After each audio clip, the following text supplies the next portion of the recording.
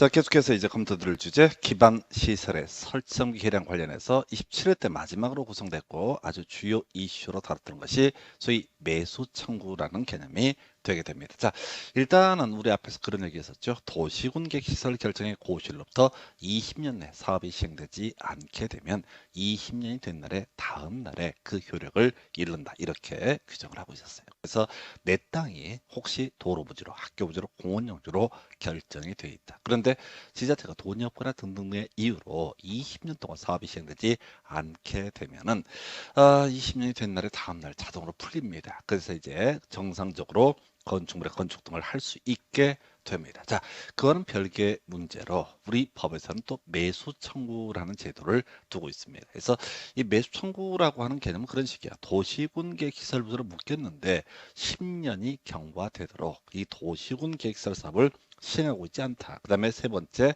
그 문제의 토지가 지목이 되다라는 세 가지 요건. 물론 이건 당연히 알아야 됩니다. 세 가지 요건은 알아야 되는데 얘는 답은 아니야. 왜? 이 파트가 워낙 기초가 되는 개념이 되기 때문에. 해서 논리구조가 이런 식이죠. 10년이란 건 뭐 그냥 헌재에서 결정을 한 숫자 내용이고요. 그다음에 지목대라고 하는 게 이슈가 되죠. 그래서 우리가 지목대라고 하는 거 공간정보법에서 공부를 하셨습니다. 그래서 지목대가 뭐가 있었죠? 자, 이미 건축물이 있거나 건축할 수 있는 토지 이런 뉘앙스를 갖고 있는 게 지목대라는 개념이 되어 있었고요. 실질적으로는 택지 조성공사가 준공된 토지라든가 또는 자 목장 용지 과수원 안에 주거용 건축물의 부지 지목대라고 했었고요. 하나 더 묘지 관리동이라고 하는 거 묘지 지목 묘지 옆에 묘지 관리동 주차도 하고 이런 정비하고 이런 공간도 지목대로 따로 분류한다. 이게 이제 공간정보부 얘기고 공법에서 얘기하는 지목대의 뉘앙스는 건물 지을 수 있는 토지 이런 취지입니다. 그래서 원래 건물 지을 수 있는 토지인데 아까 도시군객 시설 구부지로 결정 고시가 되면 건축물 건축할 수 없다라고 설명을 드린 바가 있습니다. 그래서 특별히 희생당하는 이 사람 원래 지목대라서 건물 지을 수 있었는데 도시군객 시설 부지로 묶여서 건물 지을 수 없게 된 특별한 희생을 당하고 있는 이 사람에 대해서 우리 법에서는 자 시군 시장 군수 등한테 매수 청구 등을 할 수 있게 그 권한을 특권을 부여합니다. 자, 이때 기본적인 매수 모자 행정청 요건 중요치 않지. 앞에서 우리가 도시군객시설 사업 관련해서 이슈 삼아냈던 것 중에 하나가 그런 게 있었잖아요. 사업 시행자 누가 되느냐? 기본적으로 행정청. 그런데 비행정청은 일정한 요건 갖춰야지 사업 시행자로 지정을 받을 수 있게 되는데 한국토지주택공사라든가 또는 지방공사, 지방공단 이런 애들은 자 동의 없이도 사업 시행자로 지정을 받을 수가 있었죠. 바로 그 케이스가 나중에 이슈가 되게 됩니다. 좀 이따 확인할 거고요. 자 그래서 매수 청구를 토지 소유자가 매수 의무자에게 원칙행정청 또는 토지공사처럼 사업 시행자가 정해져 있으면 그 시행자에게 매수 청구를 하게 될 것인데 문제는 그거죠. 6개월 내에 매수 여부를 결정을 해야 된다. 그래서 경우수 매수 결정을 할 수도 있고 매수 거부 결정을 할 수도 있습니다. 자, 그랬을 때 자, 만약에 매수하게 결정하면 2년 내 매수를 해줄 법적 의무가 있게 됩니다. 자, 그래서 자, 6개월 2년도 이미 시험 문제 중요한 쟁점이 됐던 바가 있습니다. 자, 그런데 말이죠. 누가 매수를 함에 있어서 매수하는 방법 원칙은 현금입니다. 시험에 안 나와요. 예외 도시군 계획시설 채권이라고 하는 거에서 이 사업이 뭡니까? 도시군 계획시설 사업입니다. 여기서 보상과 관련해서 현금 보상 지자체가 지금 10년 경과 사업 미시행 이렇게 된 취지가 뭐냐면은 다른 게 아니라 돈이 없어서 사업 시행을 못하고 있거든요. 그래서 각서 써주는 거. 자, 도시군 계획 시설 사업과 관련해서 발행한 채권 해서 이걸 우리가 지방채라고 보통 해석을 합니다. 지자체가 발행하니까 해서 도시군계획 시설 채권이라는 것을 발행해서 매수를 할 수도 있습니다. 그래서 당장 현금 안 주고 각서 써주는 꼴이야. 자, 주의하실 게 지자체였을 때는 채권 보상을 할 수 있습니다. 왜? 이게 지방채니까. 지자체가 돈을 갚아야 되니까. 그런데 토지주택공사라고 하는 녀석은 지자체가 아니잖아요. 그래서 채권 보상을 할 수가 없다라고 하는 이런 해석이 나오게 됩니다. 이것도 출제 이슈 마지막 쟁점이었었죠. 자, 한편 나머지 쟁점들 가볼까요? 자, 지금 보게 되면 이런 논리 구조죠.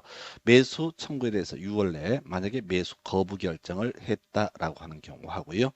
매수 결정하고 나서 2년 내 매수를 해줘야 되는데 2년 내 매수 대금을 지급하지 않았다라고 전제가 되면 원래 도시군 계획시설 부지에서는 개발 행위 허가가 금지가 돼야 함에도 불구하고 예외적으로 뭐할 수 있다. 개발 행위 허가라는 것을 해둘 수 있다. 해서 3층 이하의 단독주택 요거 하나만 기억하시면 됩니다. 그래서 3층에 일종 근생시설 그리고 공작물도 있을 수 있는데 이 정도 있어요. 근데 출제 기술상 내기는 어렵고요. 공작물 한번 나와서 중요치 않고 건물이 되지 못하는 인공을 가해서 제작한 시설물을 우리가 공작물로 정의합니다. 그러다 치고 시험 문제 포인트가 중요하잖아요. 3층 이하의 단독주택. 원래 토지가 있으면 뭐가 있다? 용도 지역이 있고 용도 지역 21가지 경우의 수가 있었고요. 21개 중 하나의 경우의 수에 따라 발생하는 건폐율과 용적률과 용도 제한 이거에 따라서 이 기준에 충족을 하면 허가를 해주는 게 원칙입니다. 자, 그런데 이게 도시군 계획시설 부지로 도로학교 공원용지 등으로 묶였다. 도시군 계획시설 부지로 묶였다라고 전제가 되면 여기서는 건물 지을 수 없다고 그랬잖아요. 근데 일정한 요건에서 허가를 한다. 개발의 허가를 해줄 수 있다라고 했을 때 이때는 자 용도 지역 등에 따른 규제가 다 배제가 되기 때문에 바로 그냥 단순하게 3층 이하의 단독주택 등을 허가를 받아서 설치할 수 있다. 이렇게 정리를 하게 됩니다. 그래서 자 이 얘기를 이제 살을 붙여서 설명을 드릴 거야. 그래서 요거는 이제 27회인가 28회 마지막 구성이 되긴 했지만 그 전에는 거의 한 문제. 사실은 이제 앞에 그 복잡하다는 기반설의 종류라든가 이런 것보다는 이것만 내다가 지금 이제 최근에 약간 트렌드가 바뀐 상태죠. 그래서 이건 전통적으로 내왔던 영역이니까 정말 숙지 잘 해두셔야 됩니다. 그래서 자 지금 설명드린 내용을 다시 한번 문장을 통해서 확인을 해보도록 합니다. 자 매수 청구 요건이라고 해서 세 가지 조건 갖춰야 되죠. 도시군 계획시설 결정의 고시로부터 10년이 경과가 되고 그러면 실시계획 인가가 없이 사업이 시행되지 아니한 경우로서 지목이 대인 토지 소유자 매수 청구할 수 있다. 앞에서 설명드릴 때는 세 개처럼 얘기했는데 엄밀히 따지면 네 가지 요건. 자 가보겠습니다. 10년이 경과되도록 사업이 시행되고 있지 아니하다. 그리고 지목이 되다. 여기까지는 설명드렸어. 자, 그런데 실시계획 인가라고 하는 거 없다고 되어 있습니다. 자, 앞에서 도시군 계획시설 사업 관련해서 실시계획의 인가 라고 하는 개념. 자, 구체적인 건설 계획에 관한 확정을 의미하게 됩니다. 그래서 실시계획 인가가 없다라는 얘기는 즉슨 언제 사업 시행될지 도대체 알 수가 없는 상태입니다. 그래서 이런 네 가지 요건을 모두 충족하면 어떻다? 바로 매수 청구를 할 수가 있다. 자, 그래서 출제 포인트. 기본적으로 자, 지자체가 매수 의무자가 되게 됩니다. 왜? 이 도시군 계획시설을 입안했던 사람이 누구냐면 지자체이기 때문에 지자체가 매수 의무자가 되는 게 원칙이 되겠습니다. 자, 그런데 예외 토지주택공사라고 되어 있죠. 그래서 아까 지금 토지공사, 지방공사, 지방공단 같은 녀석들 바로 시행대로 지정을 받을 수 있다고 그랬어요. 그래서 만약에 토지공사가 또 지방공사, 지방공단이 사업 시행자로 지정을 받았다라고 한다면 그 사람이 바로 매수 의무자가 되게 된다. 매수 청구를 누구한테 해야 된다? 만약에 토지공사가 시행자로 정해졌으면 토지공사한테 매수 청구를 하게 됩니다. 자, 그래서 자 이때 토지만 매수를 청구를 하는 게 아니라 그 토지 위에 이미 건축물이나 정착물이 있었으면 그것도 같이 묶어서 매수 청구를 할 수 있다. 해서 뭐 요거는 이제 별로 그렇게 중요한 건 아니에요. 일단은 매수 청구의 상대방이 여러 가지 쟁점에서 출제 쟁점이 되게 됩니다. 자, 그래서 자 일단은 이렇게 매수 청구하고요. 간단하지만 중요한 쟁점. 자, 만약에 매수 청구 있게 되면 얼마? 6월 이내 토지 소유자 등에게 매수 여부를 결정해서 통지를 해줘야 된다. 그리고 만약에 매수 의무자가 매수하기로 결정했을 때는 자 2년 내 매수를 해야 된다. 그래서 6개월 2년. 그래서 별게 아닌데 과거에 한참 유행했던 문제, 숫자 넣기 문제. 해서 이 파트의 특징이 지분들이 너무 길어서 힘들어요. 그래서 그런 게 되겠고, 자 이제 또 하나의 쟁점. 매수하기로 결정을 했다. 그럼 매수할 때 현금으로 매수하면 원칙입니다. 자, 지자체가 매수 의무자입니다. 예, 지자체도 원칙적으로 현금으로 매수를 해야 됩니다. 토지주택공사가 매수 의무자다. 그러면 당연히 토지공사도 현금 현금으로 매수를 하게 됩니다. 근데 이제 분석을 해봐야 돼. 만약에 토지주택공사의 경우에는 당연히 현금으로만 매수할 수 있습니다. 왜? 채권보상, 도시군계시설 채권이라는 것을 발행할 수 없기 때문에 바로 현금으로만 매수할 수 있습니다. 자, 근데 시험 문제 뭐라고 나냐면 사를 막 복잡하게 구하라. 그러고 나서 토지주택공사인 매수무자에게는 도시군계시설 채권을 발행할 수 있다. 그래서 지급할 수 있다 해서 틀리게 구성이 됐다. 있습니다. 마지막 문제였습니다. 그런데 아까 우리 매수무자가 다시 정리하게 되면 지자체, 시장 군수 같은 지자체가 되는 게 원칙이다라고 이렇게 봤습니다. 그래서 지자체의 경우 논리적으로 현금으로 보상함이 원칙입니다. 그러나 예외적으로 일정한 요건 하에서 다 도시군 계획시설 채권을 발행할 수 있다. 지급할 수 도시군 계획시설 채권으로 이 매매 대금, 자 뭐죠? 매수 청구에 대한 대금을 지급할 수 있다. 도시군계시설 채권이라는 것은 지금 당장 돈을 주겠다는 게 아니라 최대 10년까지 상환기간 최대 10년이라고 되어 있잖아요. 최대 10년까지 뒤로 미루는 겁니다. 그래서 핵심 이슈는 중간 우리가 분명히 분석해야 돼. 그런데 우선은 지자체 매수무자 채권보상 도시군계획시설 채권으로도 매매 대금을 채권 보상을 할 수가 있다. 이렇게 가게 됩니다. 자, 근데 전제 요건이 있어요. 그래서 요즘 거의 나오지 않는 건데 이렇게 매수 청구를 했던 토지 소유자가 나는 현금은 됐고 자 나는 채권 보상 원한다. 이게 이제 왜 채권 보상을 원할 수가 있냐면은 이론상 경우의 수인데 일반 은행 금리보다 채권 금리가 더 세거든요. 그래서 원하는 경우 요즘은 거의 나오지 않습니다.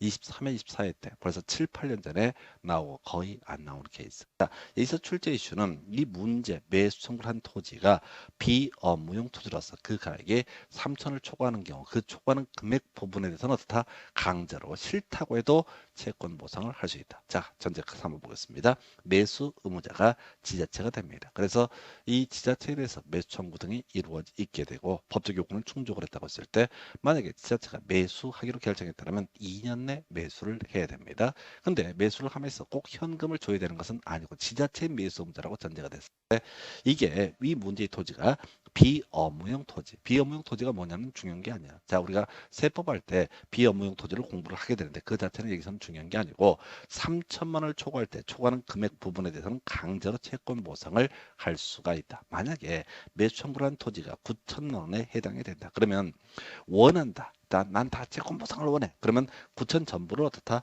현금으로. 원할 때는 자 원하는 경우에는 9천 전부를 채권 보상할 수 있어요. 그런데 원치 않는다. 원하지 않는 경우에 자 6천만 원 부분은 채권 보상하고 3천은 어떻다 현금 보상 이런 구조로 하는 거야. 그래서 3천을 초과하는 부분에 대해서는 강제로 비업무용 투자라고 전제가 됐을 때 강제로 채권 보상을 할 수가 있다. 이렇게 가게 됩니다. 그래서 이것도 그렇게 중요한 출제 이슈가 되고 3천만 원도 이미 출제 쟁점으로 답으로 뽑았던 사례가 되겠습니다. 그 당시에는 틀린 걸 고르시오.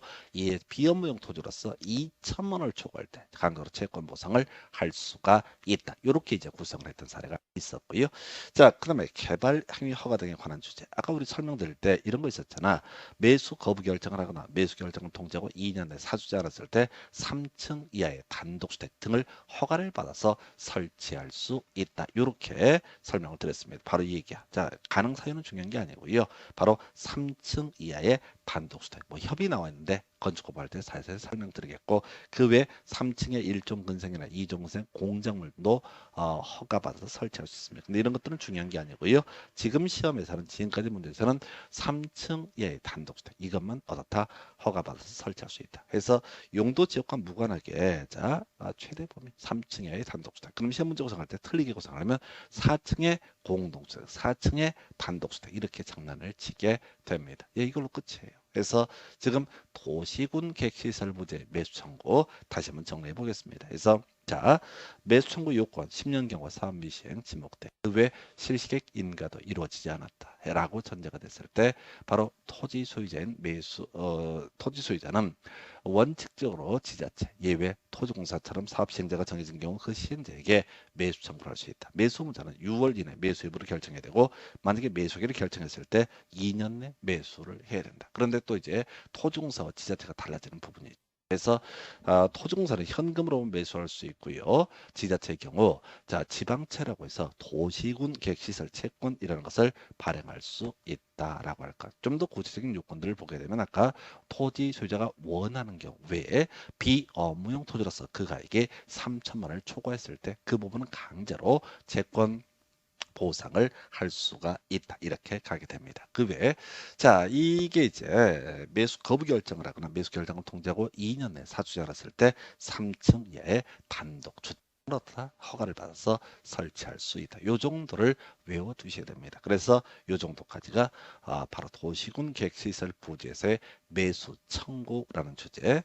지금 저희가 이제 유튜브 등을 통해서 강의를 올리고 있는데 계속 같은 내용을 외우셔야 돼요. 외우는 방법은요. 처음에 책을 보면 좋겠지만은 진도가 안 나가니까 그때는 이 강의를 지금 제가 핵심 엑기스만 가지고 계속 반복을 하고 있습니다. 여러분들이 한 두세 번 듣게 되면 저절로 다 외워지시게 됩니다. 걱정하실 거 없고요.